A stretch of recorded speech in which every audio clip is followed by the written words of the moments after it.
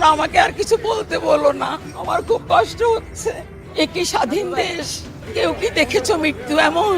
যারা শহীদ হয়েছে তারা তো আমার মতো কোনো না কোনো মায়েরই সন্তান। আমার সন্তানরা কেউ শহীদ হয়নি, কিন্তু আমার পুত্রতুল্য ছাত্র শহীদ হয়েছে।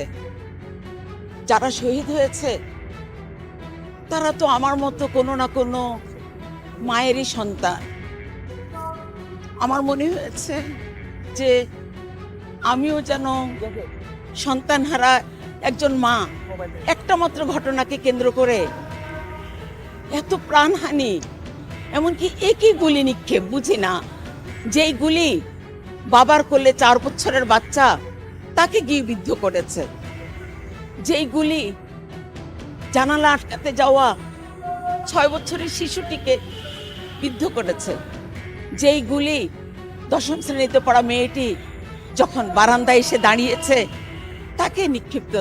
তাকে বিদ্ধ করেছে, আর চিরকালের জন্য তারা প্রাণ হারিয়েছে। এই দুঃস্বপ্নময় স্মৃতি নিয়ে এইসব বাবা মা আপনজন কি করে বাকি জীবন বেঁচে থাকবেন?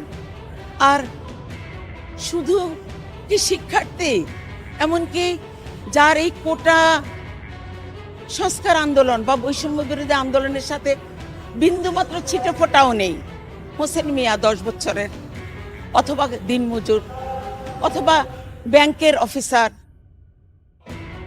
অথবা এই যে আমার তো মনে হচ্ছে আমি যদি থাকতাম মিছিলে আমিও বলতাম আমাকে না মেরে আমার পুত্রতুল্য ছাত্রদের দিকে একটি গুলিও নিক্ষিপ্ত হতে পারবে না। যেমন আবু সাইদ আপনজনই ভেবেছে সব শিক্ষার্থীদের, সে প্রতিরোধ হয়ে দাঁড়িয়েছে দুহাত মেলে। একই আক্রমণ। পুলিশরাও তো মায়েরই সন্তান, পুলিশও তো মানুষ।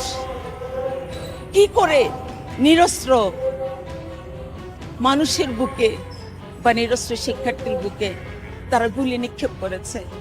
আমি জানি না, আমি এখনো বিশ্বাস করতে পারি না যে 2